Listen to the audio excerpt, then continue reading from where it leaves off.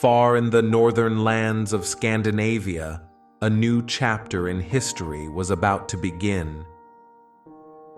The winters were long, dark, and cold, while the summers were short but bright.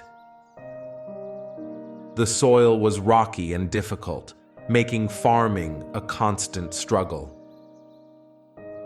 Yet, from this harsh land, a strong and resilient people emerged. They were the Norsemen, later known to the world as the Vikings. Life was tough in these lands, and survival depended on unity and strength. Families lived in wooden longhouses, sharing warmth, food, and stories. Children learned early how to fish, hunt, and prepare for the challenges of life. The sea, though dangerous, became their lifeline. It was a source of food, a road of travel, and a path to distant lands. The Vikings built their legendary longships, sleek, fast, and powerful. These ships would one day carry them to the far edges of the known world. But the beginning of the Viking Age was not only about ships. It was about courage, curiosity, and the hunger for more than what their land could give. The Vikings believed in mighty gods, Odin the All-Father, Thor the Thunderer, and Loki the Trickster. These myths gave them strength and inspired their journeys. On cold nights, under the northern lights, they told stories of glory and discovery. From these tales grew the spirit of adventure that would define their age. The Viking dawn had begun, a time of exploration, raids, trade, and settlement. This was the first light of a people who would leave a mark on the world forever. The sea was the beginning and the end for the Vikings. It was the road that connected their scattered villages, the barrier that tested their strength, and the endless horizon that invited them forward. Without the sea, there would have been no Viking Age. Every settlement clung to the water's edge, facing the great unknown with both fear and fascination. From the moment a Viking child could walk, the ocean became part of his education.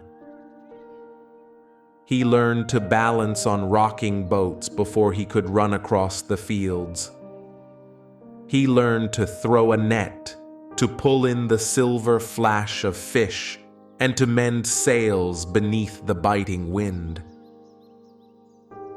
By the time he grew into manhood, he was no longer just a villager. He was a sailor, shaped by the tide.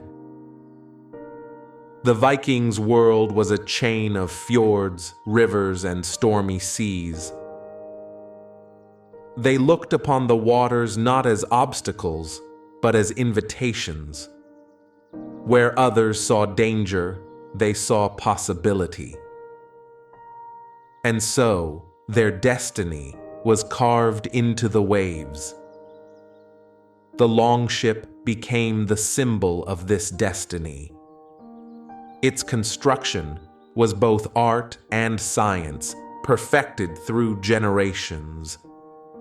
Each plank of oak was bent with fire and patience. Each iron rivet was hammered with skill. The keel, strong and slender, cut through waves like a knife through cloth. These ships could carry 50 warriors across oceans or slip quietly into narrow rivers. They were fast enough to outrun pursuers and light enough to be carried over land if rivers ran dry. No civilization had ever seen such vessels before. When villagers on foreign shores spotted the dragon heads of Viking ships, terror filled their hearts. For they knew what followed: raids, fire, and plunder. The ships allowed the Vikings to appear like phantoms, striking, vanishing, and returning before enemies could prepare. But longships were not only engines of war. They were bridges of culture, connecting distant worlds. On these decks, goods from Asia, the Middle East, and Europe mingled. Silk, furs, amber, silver, glass beads, and spices traveled where no single empire could reach. The Vikings were not only raiders, but also merchants, carrying stories, languages, and traditions wherever their sails took them. Sailors told tales of whales larger than their ships, of sea serpents coiling in the depths, and of gods who stirred storms with a flick of their hands. These legends gave voice to the awe they felt at the vast, untamable ocean.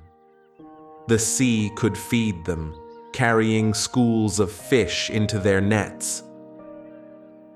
It could betray them, smashing their ships against rocks or dragging them beneath towering waves.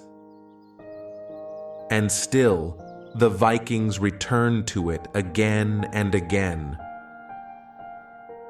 Every journey was a gamble. The winds might fail, leaving them adrift for weeks under a merciless sun. Or storms might break, tearing sails, cracking masts, and swallowing men whole. But the rewards were too great to resist.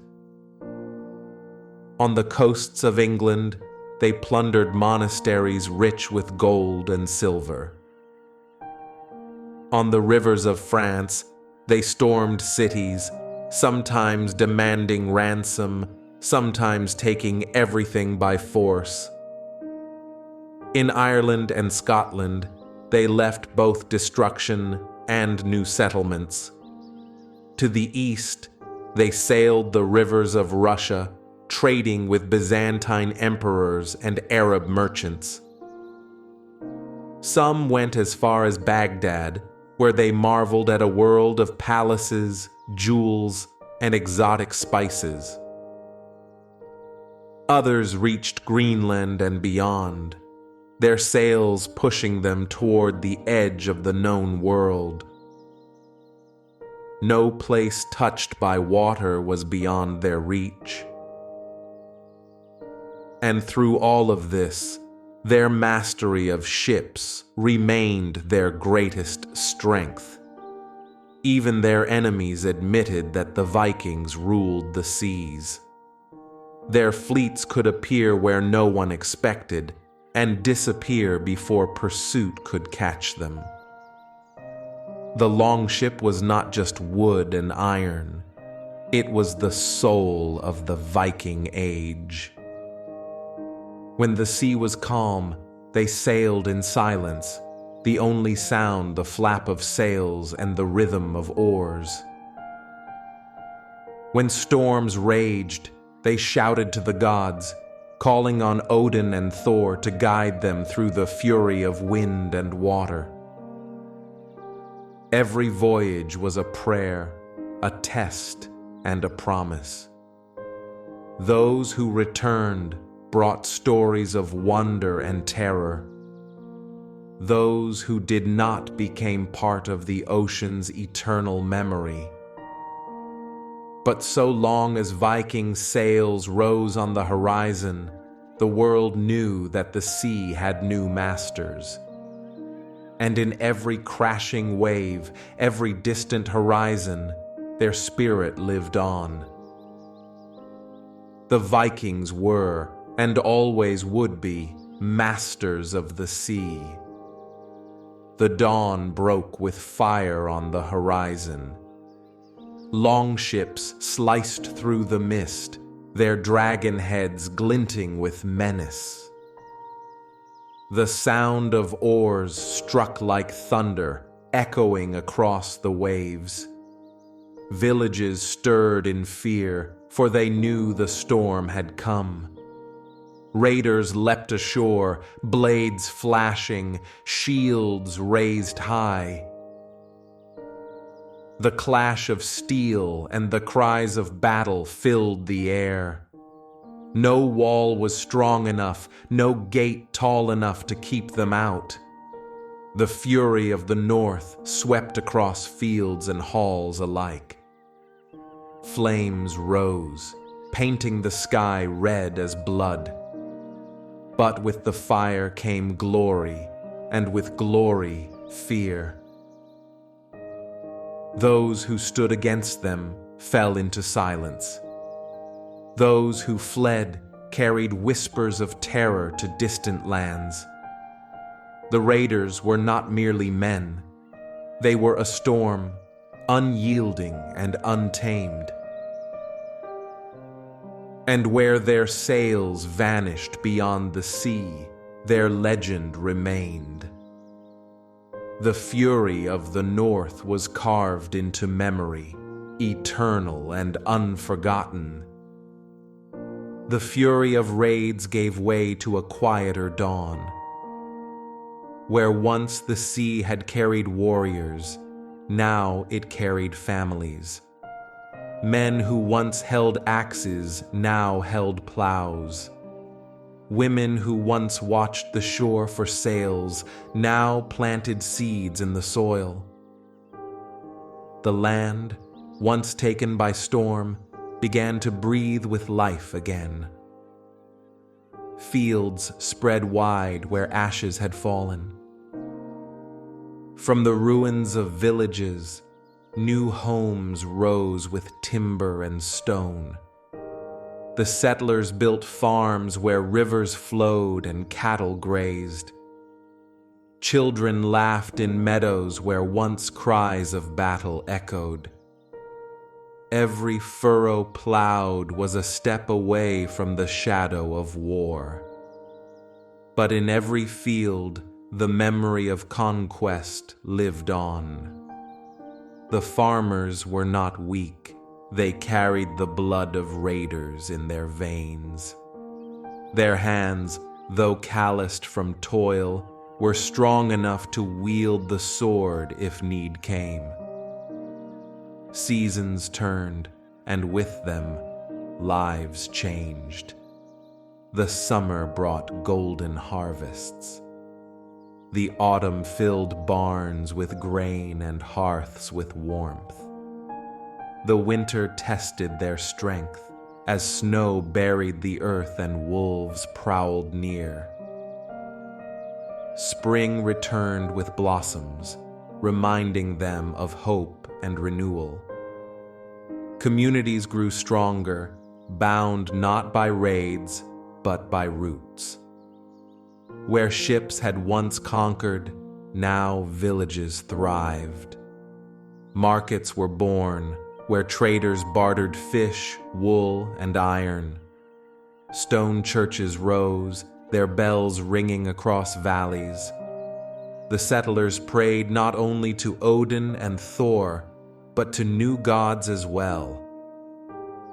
Belief shifted, and with it, destiny reshaped. Yet the old songs remained, sung at firesides on long nights. The children listened, wide-eyed, to tales of their fathers, the sea kings, the raiders, the masters of storms. But their own dreams were of fertile lands, steady rains, and peace that endured. And so the axe and the plow lived side by side. The sword was never far, but the soil became their shield. The fury of the north softened into the rhythm of seasons. And the world came to know the Vikings, not only as destroyers, but as builders. The farmers of the north wrote their legacy in earth and stone. Their villages became towns, their towns became cities. The raiders' fury gave way to the settlers' endurance.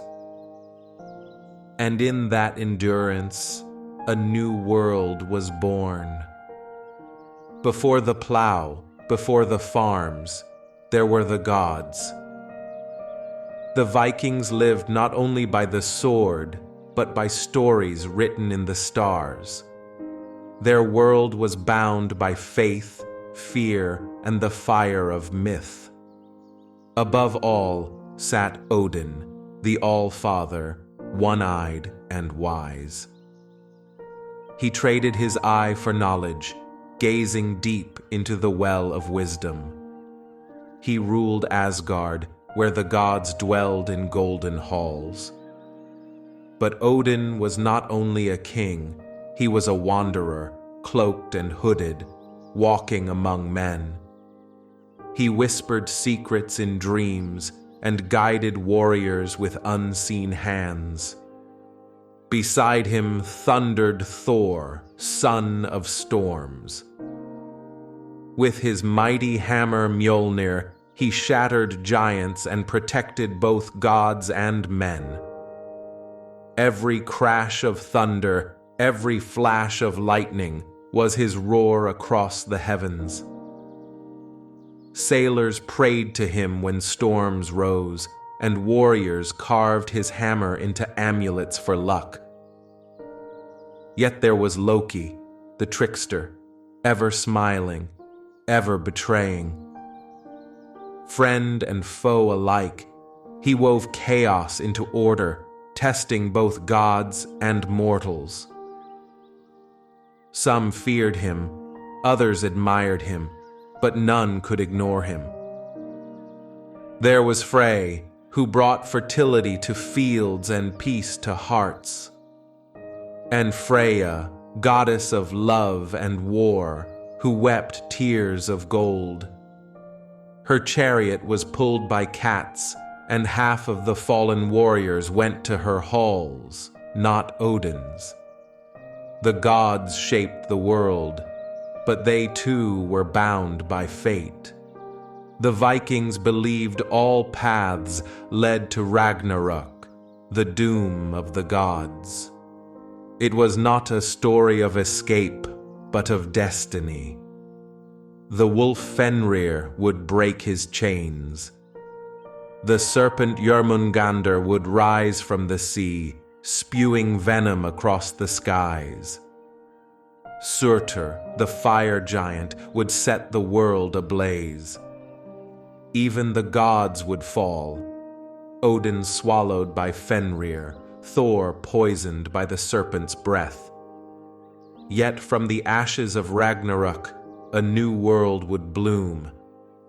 For the Vikings, this was not despair, but a reminder. Life was a cycle of death and rebirth. Every battle, every voyage, every harvest was part of that eternal rhythm. At night, they looked up to the stars and saw stories written above. The great wolf chasing the sun and moon across the sky. The rainbow bridge, Bifrost, linking Midgard to the heavens. Every flicker of northern light was said to be the shimmer of Valkyrie's armor. The Valkyries, fierce maidens of Odin, who chose the slain on the battlefield. They carried the worthy to Valhalla, the hall of the fallen.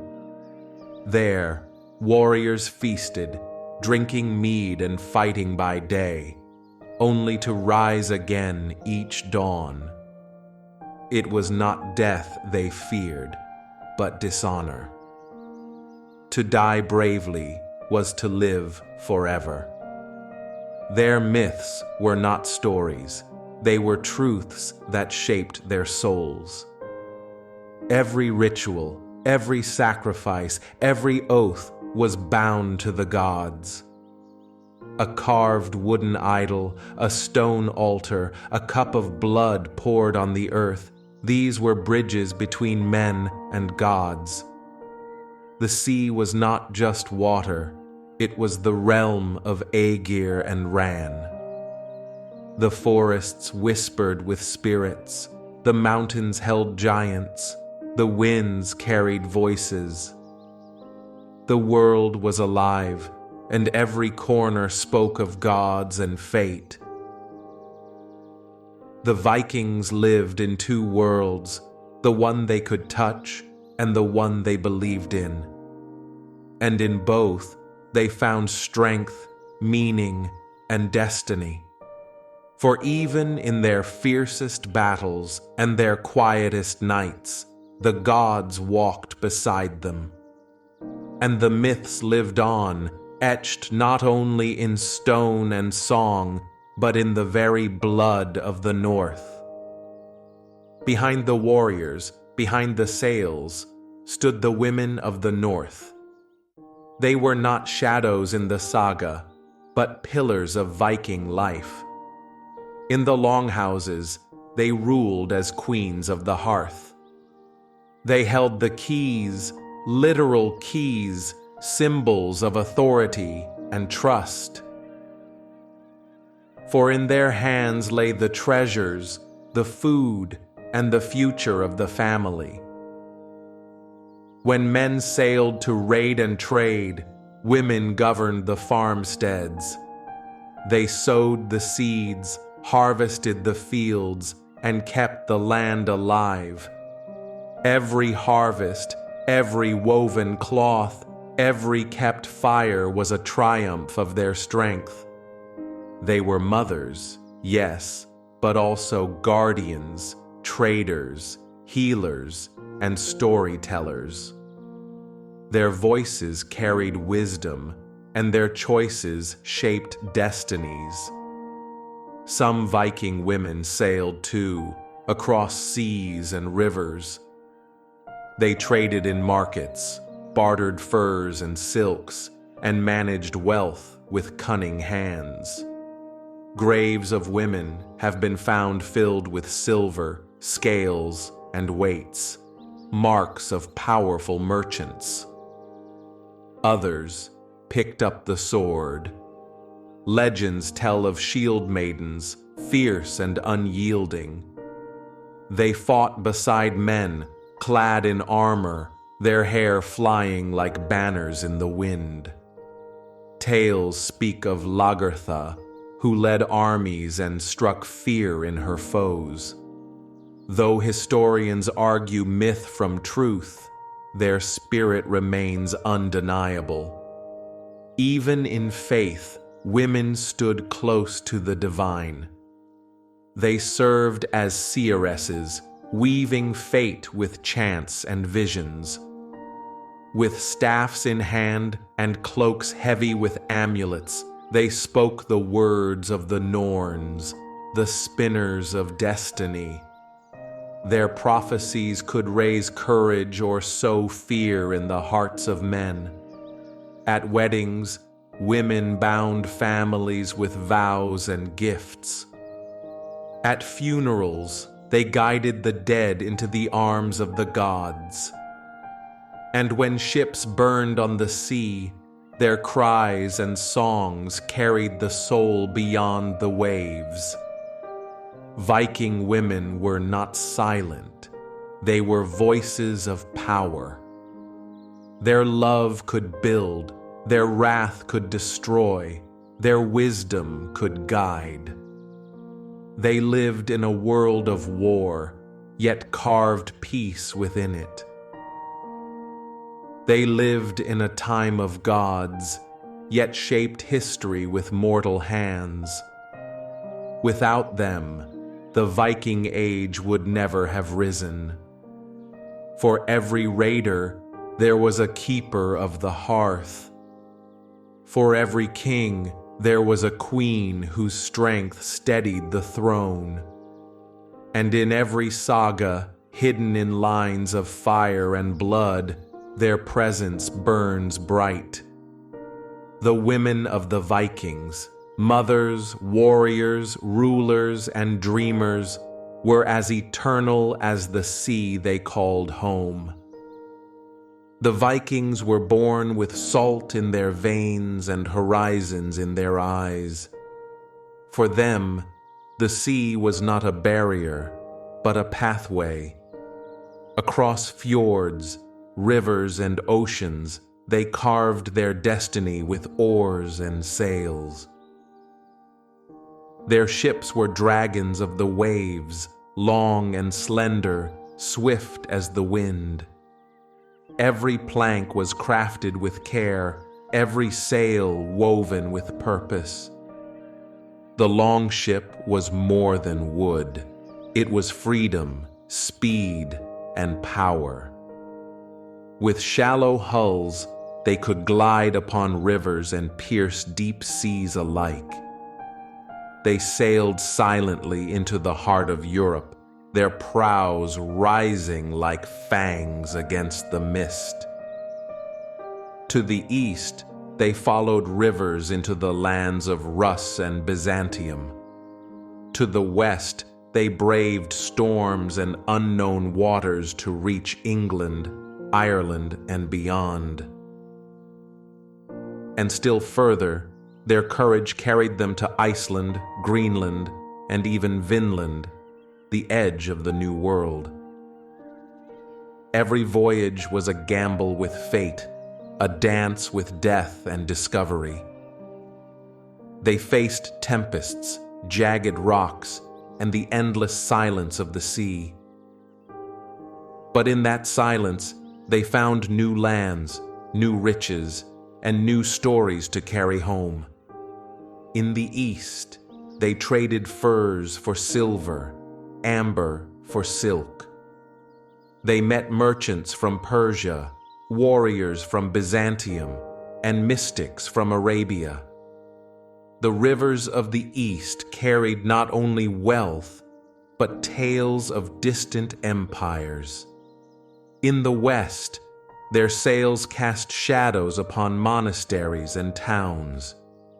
Their raids brought terror, yet also wove connections between worlds. From the ashes of conquest rose the seeds of kingdoms, alliances, and cultures forever changed. And still they sailed further, guided by stars and faith. They believed the sea itself spoke, whispering paths to those who listened. The sagas tell of voyages where men vanished into mist, never to return. But they also tell of triumphs, of Leif Erikson's landing upon unknown shores. The sea was both grave and gift, destroyer and giver of dreams. For every ship that sank, another reached a new horizon. The Vikings carried not just swords and axes, but stories and ideas across the waters. They spread their language, their gods, their craft, and their vision of the world. And the sea, endless and eternal, became the stage of their legend. Across the seas, the Vikings wrote their saga in salt and blood, in wind and wave. And even now, when the ocean roars, it carries echoes of their sails and songs. The story of Viking raids in England begins with the sea. From across the North Sea, sails appeared like dark wings upon the horizon. The monks and farmers of England looked out and saw the coming storm. The year was 793, when the first great raid struck Lindisfarne. The monastery stood as a beacon of faith and learning, but the Vikings brought fire and steel. They came swiftly, with axes shining, shields locked, and hearts set upon plunder. The monks who prayed were struck down, the treasures of gold and scripture carried away. The holy island burned, and with it, the fear of the Northmen was born. To the English, they were demons, sent from the sea as punishment. To the Vikings, it was opportunity, wealth, land, and glory. The raids did not stop. Year after year, ships arrived like wolves upon the coast. Villages burned, towns fell silent, and rivers carried longships deep inland. They struck Northumbria, Mercia, and East Anglia, kingdoms unprepared for such fury. The Saxons fought back, but the Vikings moved with speed and cunning. One moment they were raiders, the next they were settlers. The Danelaw was born, a land within England ruled by Norse law and sword. It stretched across the north and east, a shadow upon the Saxon kings. The raids turned to conquests, and the conquests turned to settlements. Farms grew where monasteries once stood.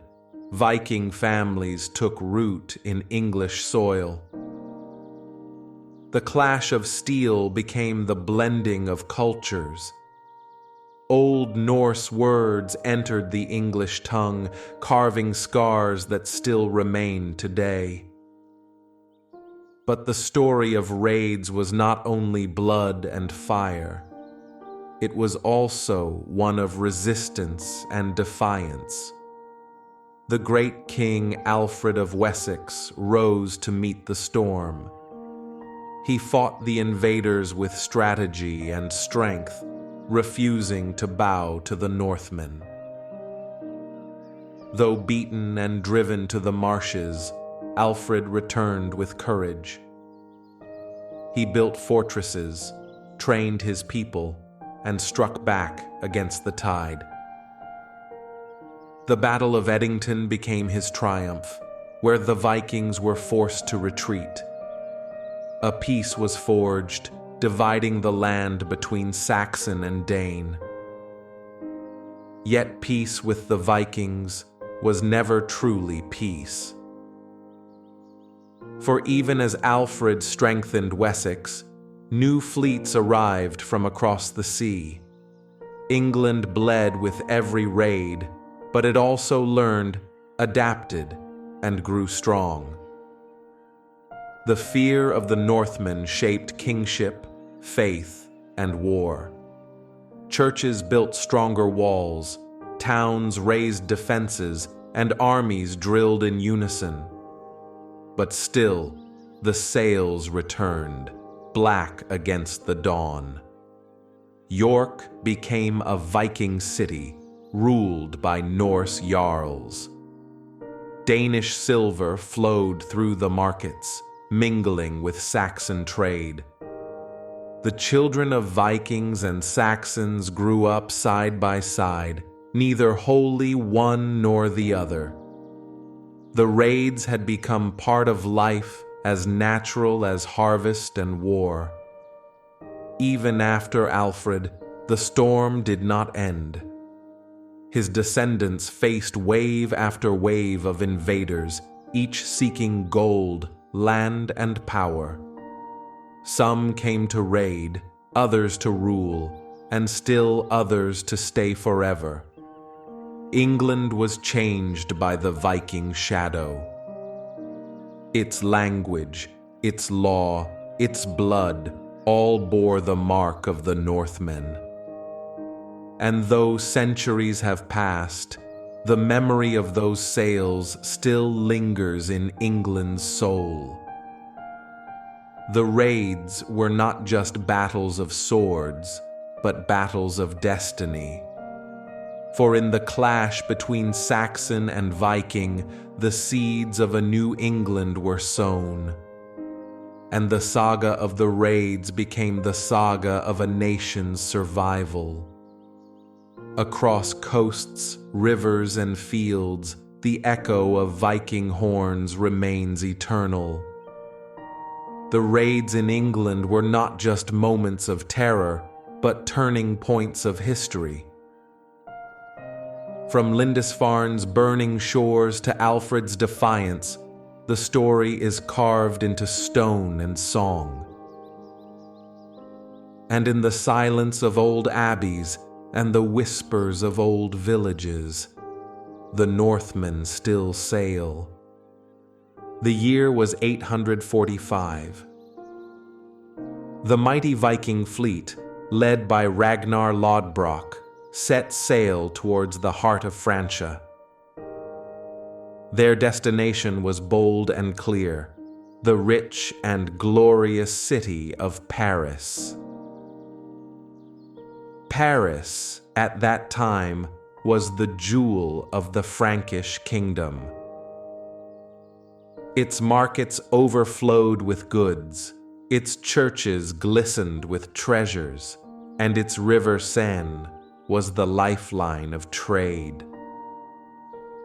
But for the Vikings, it was more than a city. It was a prize that symbolized power and wealth. As Ragnar's ships moved up the Seine, the people of Francia trembled. The sight of long ships with dragon-headed prows was enough to strike fear in every village they passed. The Franks had faced raids before, but this was different. This was not a few ships stealing cattle and silver. This was a full-scale invasion, hundreds of warriors hungry for glory. When Ragnar reached the walls of Paris, he unleashed chaos. The Vikings stormed villages, looted monasteries, and struck terror into the countryside. The Frankish king, Charles the Bald, was caught in fear and hesitation. He knew his army was not strong enough to face Ragnar in open battle. So instead of fighting, he chose to negotiate. Ragnar's demand was simple: gold and silver in exchange for peace. And so, the king of the Franks paid the Vikings 7,000 pounds of silver. It was one of the first great tributes ever paid to Viking raiders. To Ragnar and his men, it was a victory without equal. But to the people of Francia, it was humiliation. The mighty kingdom had been forced to bow before sea-borne invaders. The siege of Paris became a legend, a story of terror, of power, and of the rise of the Northmen. And though Ragnar eventually returned to the seas, the memory of Paris haunted Francia. For the Franks knew the Vikings would return again. The monasteries of England stood as beacons of faith. They were centers of learning, prayer, and peace. Within their stone walls, monks copied holy scriptures. They preserved knowledge in a world often clouded by war. But to the Vikings, these holy places were not sacred. They were undefended treasuries, waiting to be plundered. The first shock came in 793. The Vikings descended upon Lindisfarne, a monastery on the Northumbrian coast. The monks had no warning, no swords, and no armies to protect them. The Northmen stormed the church, tore down its altars, and seized its wealth. Gold chalices, silver crosses, and jeweled relics vanished into Viking hands. Coin. The holy island was left burning, its prayers drowned by the cries of terror. News spread across Christendom like wildfire. If even the houses of God were not safe, then where could safety be found? Kings trembled, and peasants whispered of God's anger. The attack on Lindisfarne marked the beginning of the Viking Age in England. Year after year, the raids grew bolder. The Vikings learned the rivers and coasts of the land. They struck at Jarrow, Iona, and countless other monasteries. Each raid brought more silver, more captives, and more fear. The monks who once sang hymns now hid in caves and forests. But the monasteries were more than treasures. They were the keepers of England's soul. When they were attacked, the heart of the land seemed to bleed. And yet, the Vikings cared nothing for this sacred pain. For them, these places were easy marks, rich with relics and undefended by armies. The raids on monasteries became a symbol of Viking ferocity. To Christians, it was desecration. To Vikings, it was triumph. But history remembers both. And so, the story of the Northmen and the holy places of England became one of the darkest chapters in medieval memory. A time when prayers could not stop the sails of the dragon ships. The Vikings were not only raiders of the West, they also turned their longships toward the east. Sailboat through winding rivers and dense forests, they carved new paths. This eastern journey gave rise to a people known as the Russ, shield. The Russ were Norse adventurers, traders, and warriors. They sailed the rivers of modern-day Russia and Ukraine. From the Baltic Sea to the Black Sea, they followed the water like living roads. Their ships glided through marshes, lakes, and rapids, carrying both swords and silver. Money. At first, they came for trade. Furs, honey, and slaves were exchanged for silks, spices, and coins. But trade was not always peaceful. The Rus demanded tribute from Slavic tribes, often with violence. Fire cities began to rise under Viking influence. Castle Novgorod became a northern stronghold. Snowflake.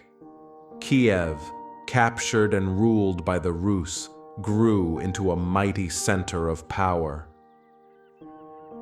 From these cities, the Vikings controlled vast lands stretching across the rivers. The East opened doors to the greatest prize of all, Byzantium. The mighty empire in Constantinople shimmered with gold and glory. The Rus sailed south to its gates, sometimes to trade, sometimes to threaten. Their presence shook the walls of the empire itself. Castle legends tell of Rus warriors who dragged their ships over land to bypass rapids. They endured hunger, frost, and danger to keep pushing forward. Snowflake. Every mile of river brought them closer to new wealth and new empires. Money. The Eastern expansion changed the face of Europe. The Rus would plant the seeds of kingdoms that shaped Russian history. Shield. They were Vikings, but in the East, they became something new. Star. Thus, the saga of the Rus reminds us that the Vikings were not only destroyers of the West, they were also founders, rulers, and traders in the East. And their legacy still flows with the rivers they once sailed. The journey of the Rus led them ever southward. Down the great rivers, their ships cut through the wild currents. They followed the waters toward the shining jewel of the East, Constantinople. The city was the heart of the Byzantine Empire, rich beyond imagination. The Byzantines called these Norsemen the Varangians. Sometimes they arrived as traders, bringing furs, wax, and slaves. Other times, they came as raiders, demanding tribute with fire and steel. The clash between North and East was fierce and unforgettable.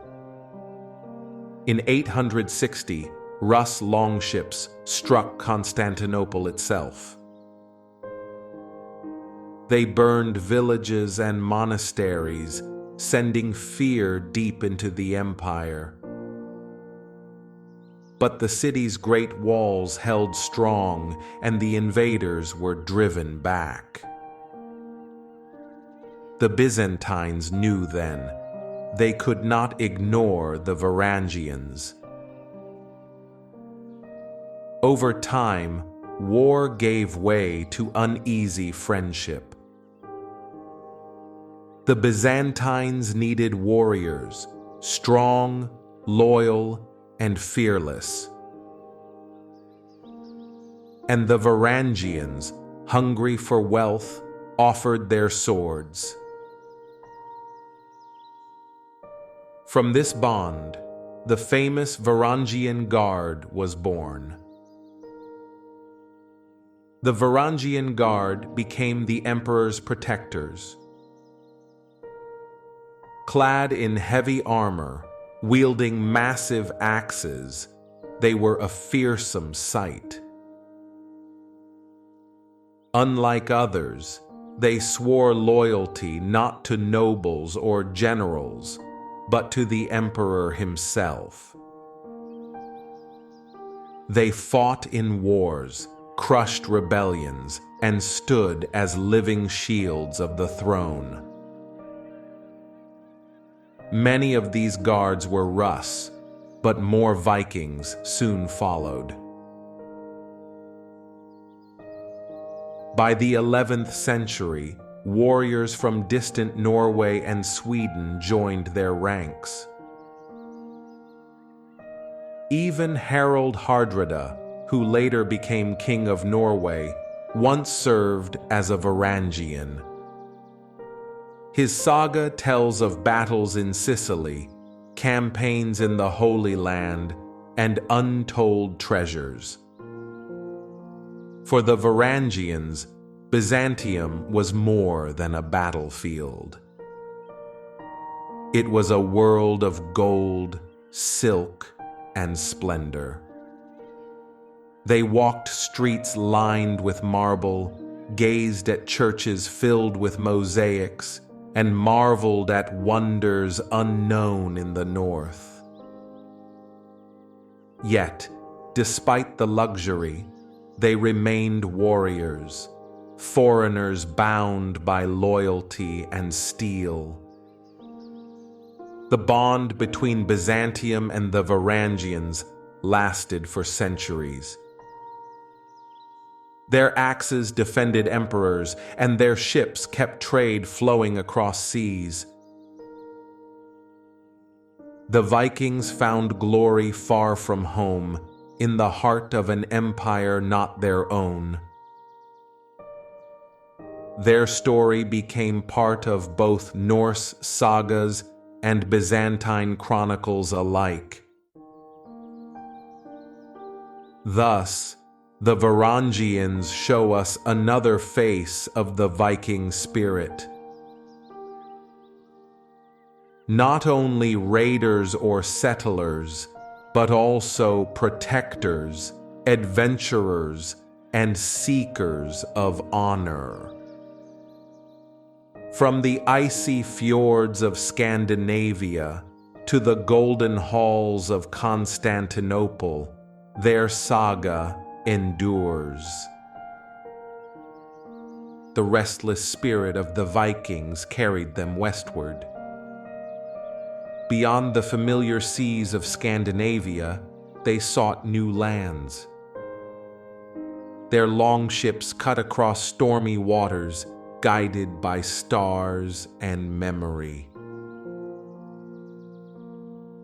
And thus, they found Iceland. Iceland was a land of fire and ice.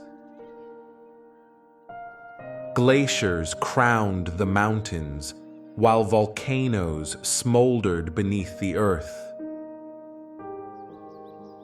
The soil was rich for farming, and the seas teemed with fish. Here, the Vikings built homes, raised livestock, and carved a new society. But Iceland was not only a refuge, it was a place of law. In the year 930, the Althing was founded. It became one of the oldest parliaments in the world. Here, free men gathered to settle disputes, recite laws, and decide the fate of their people. The Icelanders also preserved their stories. Through sagas, they kept alive the memory of heroes, gods, and voyages. These sagas remain one of the greatest treasures of Viking culture. Iceland became not only a settlement, but a cradle of Norse memory. From Iceland, daring sailors pushed even further west. They braved colder seas, where icebergs drifted like silent giants. At last, they reached Greenland.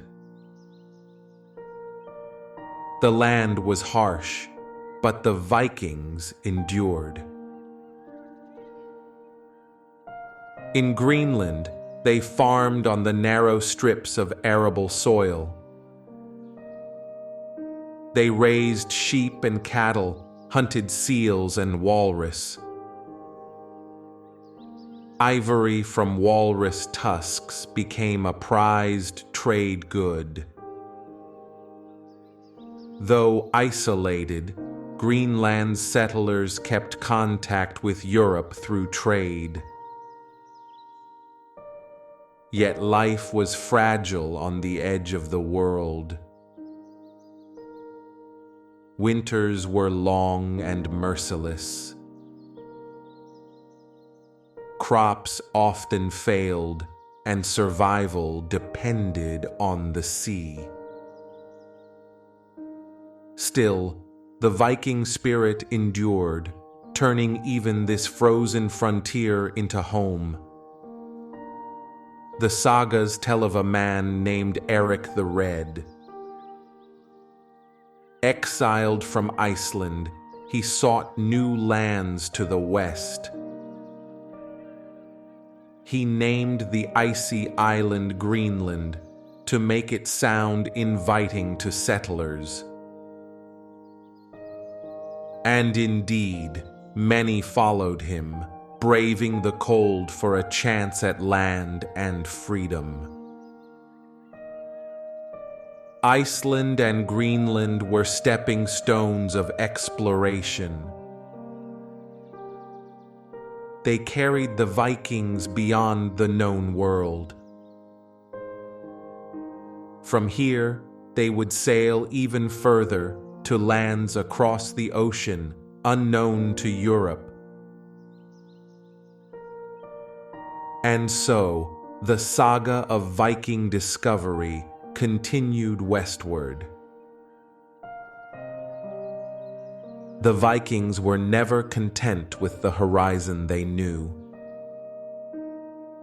Each new shore sparked their hunger for discovery. From Greenland, their eyes turned westward once more. And so began the voyages to lands even further beyond. The sagas tell of Leif Erikson, son of Eric the Red. He was bold, adventurous, and unafraid of the unknown. Guided by tales of lands sighted before him, Leif set sail. His journey would lead to a place the Norse called Vinland. Vinland was unlike Greenland's icy coast. It was warmer, lush, and fertile. Wild grapes grew in the forests, giving the land its name.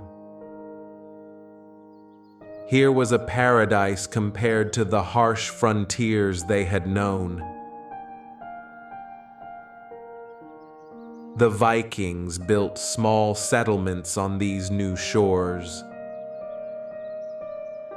They raised timber halls, stored their supplies, and prepared for winters. Vinland offered abundant fish, rich forests, and fertile fields. For a time, it seemed a new world was opening before them. But Vinland was not empty. The Norse encountered native peoples, whom the sagas call Skrælings. At first, there was trade. Furs for iron tools and weapons. Yet, mistrust and conflict soon followed.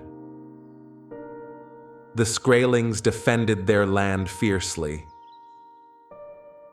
The Vikings, though strong, were far from home. The clashes grew violent, and the Norse realized survival here was uncertain. Vinland, for all its beauty, was not a land they could hold. Still, their journeys were extraordinary. The sagas speak of Karlsefni, Gudrid, and other explorers.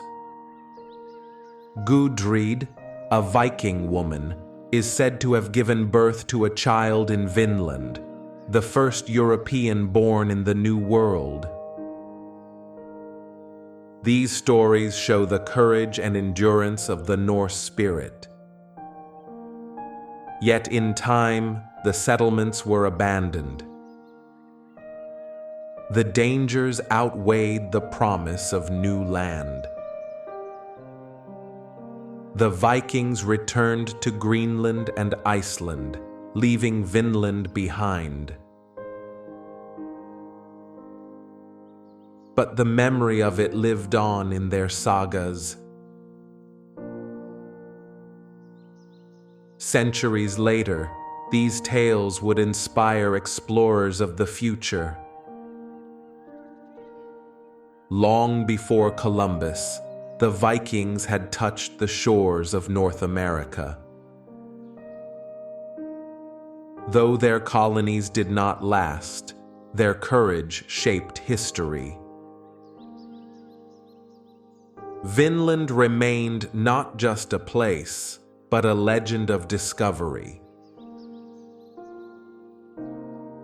The Vikings were not only raiders, they were also traders, explorers, and merchants of the seas. Across rivers, oceans, and continents, their ships carried wealth and wonders. Trade was the lifeblood of their world, binding distant lands together. From the frozen fjords of Scandinavia, they set sail with furs and amber. These treasures of the North were sought across Europe. In return, they acquired silver, silk, spices, and fine wines. Every journey carried the promise of profit and prestige. The Viking ships cut across the Baltic Sea with ease. Through winding rivers, they pushed deeper into Eastern Europe. The Dnieper and Volga rivers became highways for their trade. Along these waters, they founded settlements and trading posts. One of their most famous routes connected the Baltic to the Black Sea. This route opened the way to Constantinople, the jewel of the East. The Norse called it Miklagard, the great city. There, Byzantine gold, silks, and spices awaited eager hands. Vikings brought slaves, furs, and amber to the markets of Miklagard. In return, they carried home brocades, wines, and precious jewels. Some Norse warriors even joined the Varangian Guard. Serving the Byzantine emperors, they became both mercenaries and bodyguards. But their trading routes did not end in the east. To the west, Viking ships crossed the North Sea to England and Ireland. There they exchanged silver coins, fine cloth, and tools. Markets and monasteries alike became part of their web of exchange. Even further west, they carried goods to Frankish lands. The markets of Paris, Rouen, and beyond saw Viking traders. Here, They exchanged honey, wax, and timber for weapons and jewelry. Each new trade enriched their homelands with foreign wonders. Across the North Atlantic, trade flowed too. From Greenland came walrus ivory, prized like gold. Hunters braved icy seas to bring this treasure home. Ivory carvings traveled to Europe, adorning kings' courts and churches. The Viking Age was not only about conquest. It was about connecting cultures through trade. Their markets became meeting places of East and West. From Arabic coins to Byzantine silks, from Frankish swords to Slavic slaves, the Vikings were middlemen of an interconnected world. Silver was their greatest treasure. Thousands of Islamic dirhams found their way to Viking hordes. Buried in the earth of Sweden, Denmark, and Norway, these coins testify to vast networks of exchange. Every coin carried not just value, but the story of faraway lands. Treasure filled the Viking imagination. Gold arm rings, jeweled brooches, and silver chains displayed wealth and power. A chieftain's status was measured by the gifts he gave. Through trade, the Vikings transformed themselves from raiders into rulers. Yet danger lurked on every trade route.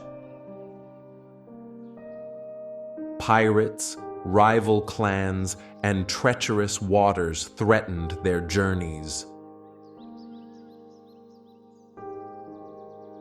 But the Vikings, with their longships, were masters of survival. The Vikings were not only raiders, they were also traders, explorers, and merchants of the seas. Across rivers, oceans, and continents, their ships carried wealth and wonders. Trade was the lifeblood of their world, binding distant lands together. From the frozen fjords of Scandinavia, they set sail with furs and amber. These treasures of the North were sought across Europe. In return, they acquired silver, silk, spices, and fine wines. Every journey carried the promise of profit and prestige. The Viking ships cut across the Baltic Sea with ease. Through winding rivers, they pushed deeper into Eastern Europe. The Dnieper and Volga rivers became highways for their trade. Along these waters, they founded settlements and trading posts. One of their most famous routes connected the Baltic to the Black Sea. This route opened the way to Constantinople, the jewel of the East. The Norse called it Miklagard, the great city. There, Byzantine gold, silks, and spices awaited eager hands. Vikings brought slaves, furs, and amber to the markets of Miklagard. In return, they carried home brocades, wines, and precious jewels. Some Norse warriors even joined the Varangian Guard. Serving the Byzantine emperors, they became both mercenaries and bodyguards.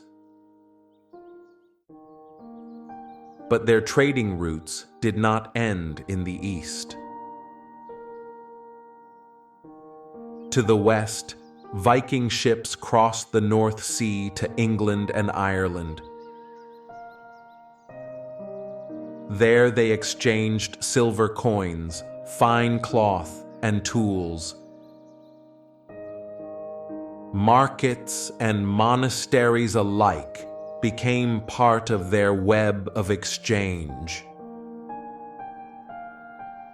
Even further west, they carried goods to Frankish lands. The markets of Paris, Rouen, and beyond saw Viking traders. Here, they exchanged honey, wax, and timber for weapons and jewelry. Each new trade enriched their homelands with foreign wonders. Across the North Atlantic, trade flowed too. From Greenland came walrus ivory, prized like gold. Hunters braved icy seas to bring this treasure home. Ivory carvings traveled to Europe, adorning kings' courts and churches. The Viking Age was not only about conquest. It was about connecting cultures through trade.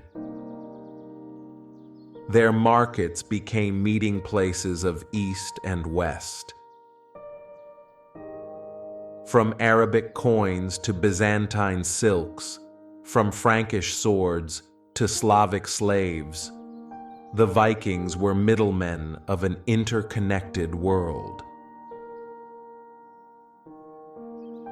Silver was their greatest treasure.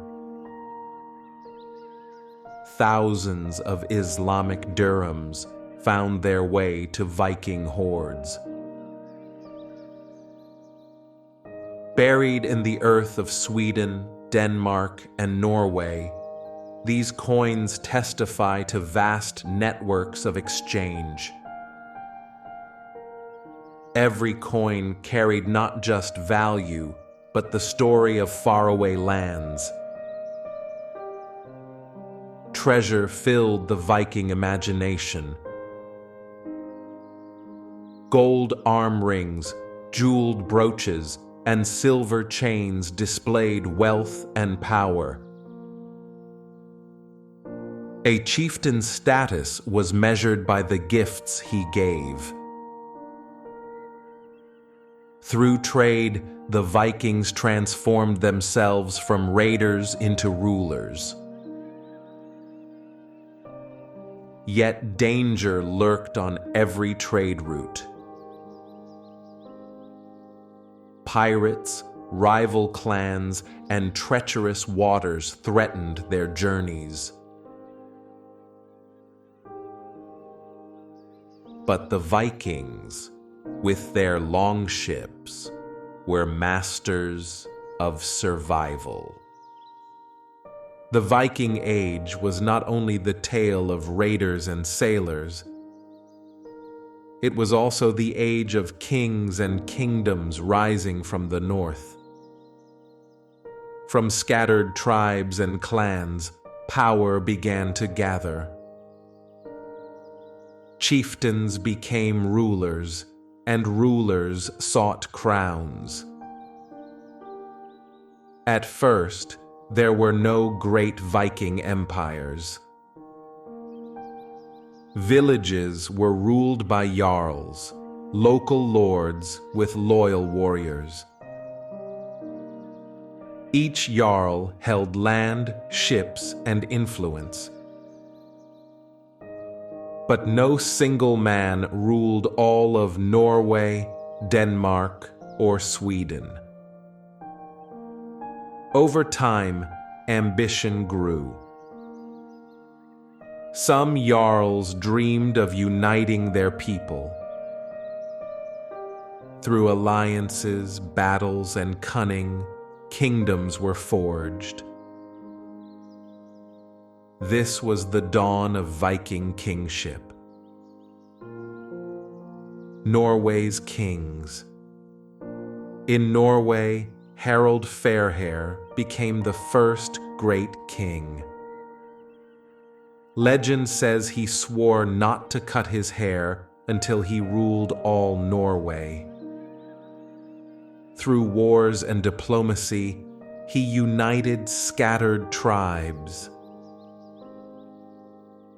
His rule laid the foundation for the Norwegian kingdom.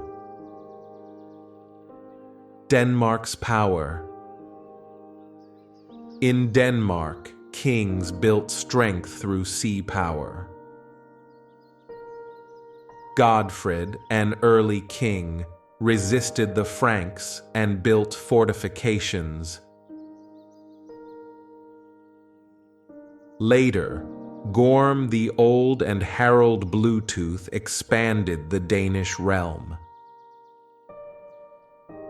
Harald is remembered for bringing Christianity to his people. Sweden's kings. Sweden, rich in trade routes, grew through power and commerce. Kings ruled from Uppsala, where great sacrifices honored the gods. They controlled trade along rivers into Russia. This brought both wealth and contact with the East. Viking kings were warriors, but also builders. They raised fortresses of stone and earth. They commanded fleets that sailed across seas. They minted coins to show their rule and power. Their kingdoms were not always stable. Rival jarls challenged their rule. Brothers fought brothers for the crown. And often, kingdoms split after a king's death. Yet some kings left lasting legacies. Knut the Great built a North Sea empire. He ruled England, Denmark, and Norway together. For a moment, Viking power stretched across nations. Kings were also lawgivers. They called assemblies known as things, where free men gave counsel. Laws were spoken, remembered, and passed down. Justice was shaped by both king and people. Religion shaped kingship, too. Pagan kings sought favor from Odin and Thor. Sacrifices were held to bless their reign. But with Christianity, kings built churches and sought new power. The shift to Christian kingship changed the North. Kings claimed divine right to rule. Churches became centers of authority. The Viking world entered a new age. Though the Viking Age faded, their kingdoms endured. Norway, Denmark, and Sweden became nations that still exist today. Their kings laid the foundations of Scandinavia. The Vikings were not only warriors of the sea, they were also merchants, travelers, and seekers of wealth. Where their ships brought raiders, they also brought traders. For the Vikings, war and trade walked hand in hand. From Scandinavia, they carried furs, amber, and iron. They traded honey, wool, and walrus ivory. Their lands gave them timber and fish to sell. But they hungered for silver, silk, and spices. Silver was the lifeblood of Viking trade. They weighed it in arm rings, coins, and hacksilver. A Viking's wealth was measured not by gold, but by silver. Every merchant carried scales to weigh it fairly. The markets of the East drew them.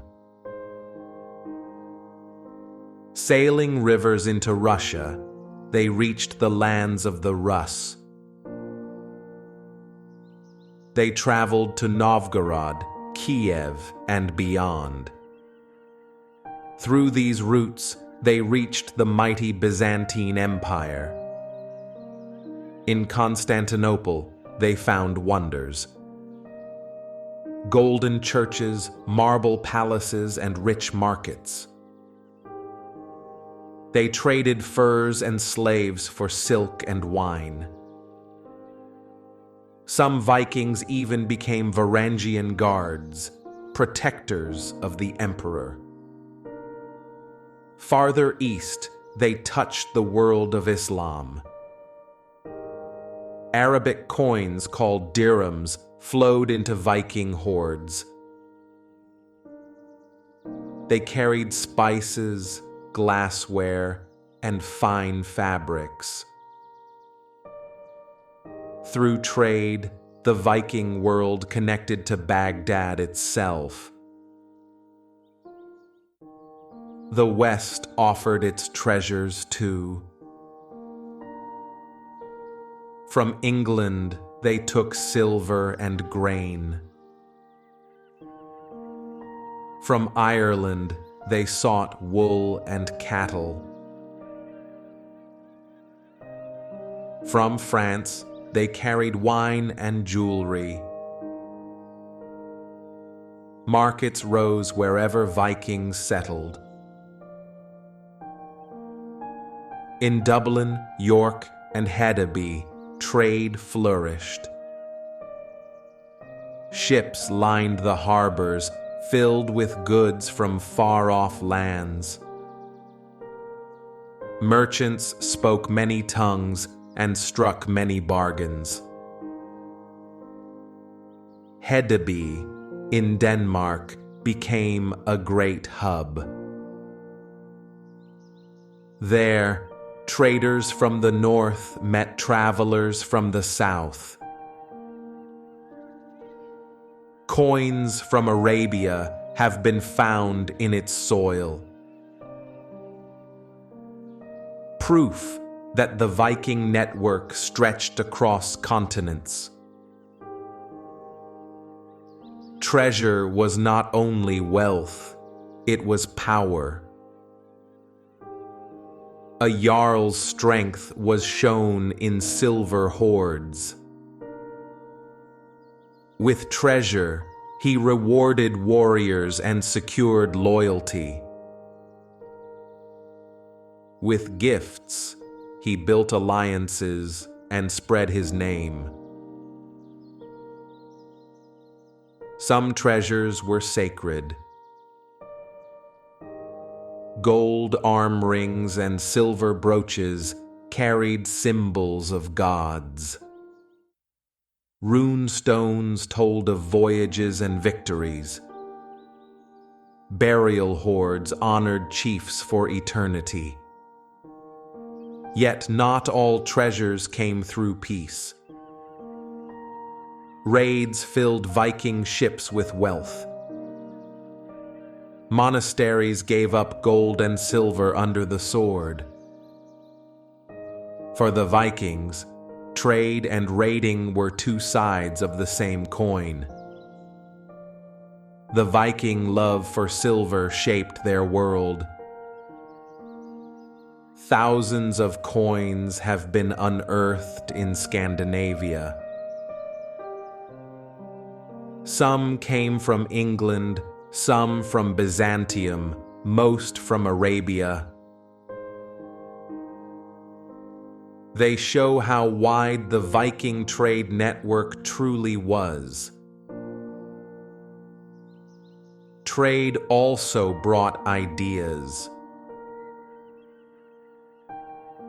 Through markets, the Vikings met new religions. They saw the cross of Christianity and the crescent of Islam. Their world grew larger with every exchange. The treasures of the Vikings were more than wealth. They were proof of a people who linked east and west. Their longships carried not only swords, but also goods. Their markets echoed with voices from every shore. When the Viking Age ended, their hoards remained buried. Farmers still find silver under the soil of Scandinavia. These treasures whisper the story of Viking trade. A story of warriors who were also merchants of the world. The Viking Age did not last forever. What began with fire and sails slowly faded. The longships that once ruled the seas grew fewer. And the world that Vikings had shaped began to change. Christianity spread across Scandinavia. Kings and priests preached a new faith. The old gods, Odin, Thor, and Freyja, were remembered in whispers. But crosses replaced hammers, and churches rose from stone. With Christianity came unity. Small tribes joined under stronger kings. Local chiefs lost power to royal rule. The age of free raiders gave way to kingdoms. In England, resistance grew. Alfred the Great pushed back against Viking raids. Fortified towns, burhs, were built to stop invaders. The Danelaw shrank as Saxons regained land. In France, the Vikings were given land. Rollo accepted Normandy as a gift and as a duty. His descendants became dukes and later conquerors. Here, Vikings settled and became French lords. The East also changed. The rivers of Rus saw new powers rise. Slavic princes and Byzantine strength limited Viking trade. The Varangians served more as guards than raiders. Silver, once the blood of trade, slowed in flow. The great mines of the East produced less. Without silver, Viking commerce weakened. Markets shrank, and hoards were no longer filled. By the 11th century, Europe had changed. Castles rose along the coasts. Knights defended their lords with heavy armor. The swift Viking raids could no longer break strong walls. The Battle of Stamford Bridge in 1066 was a turning point. Harold Hardrada, last great Viking king, marched into England, Norway. He fought bravely, but fell in defeat. With him ended the age of Viking conquest. Yet the Viking spirit lived on. Their descendants ruled Normandy and later conquered England. Their stories shaped sagas, myths, and legends. Their ships remained symbols of daring and discovery. The decline of the Vikings was not sudden. It was a slow change of faith, politics, and power. From raiders, they became settlers. From wanderers, they became rulers. From wanderers, they became rulers. But their mark upon history is eternal. They connected East and West with trade. They left behind sagas filled with gods and heroes. And their spirit of exploration carried into the next age. The Viking Age ended, but its echoes remain. Runestones still stand in silent fields. Longship graves lie beneath the soil. And the world still remembers the Norsemen who once ruled the seas. The Viking Age has ended, but its legacy lives on across the world. From the cold fjords of Scandinavia to the green fields of England. From the rivers of Rus to the shores of America. The Vikings were more than raiders. They were explorers, traders, settlers, and dreamers. They carried their culture to distant lands and left marks that never faded. In language, their influence is strong. English still holds Viking words: sky, window, husband, and law. The Norse tongue blended with Saxon speech, and a new language was born from their union. In law and government, their mark is clear. The Thing, their assembly, inspired later parliaments. The idea that free men had a voice carried forward.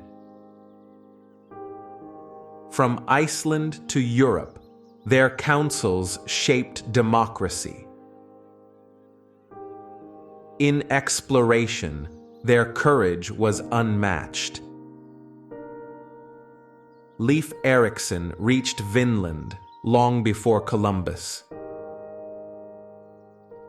The sagas tell of lands beyond the ocean. And archaeology proves their daring journeys.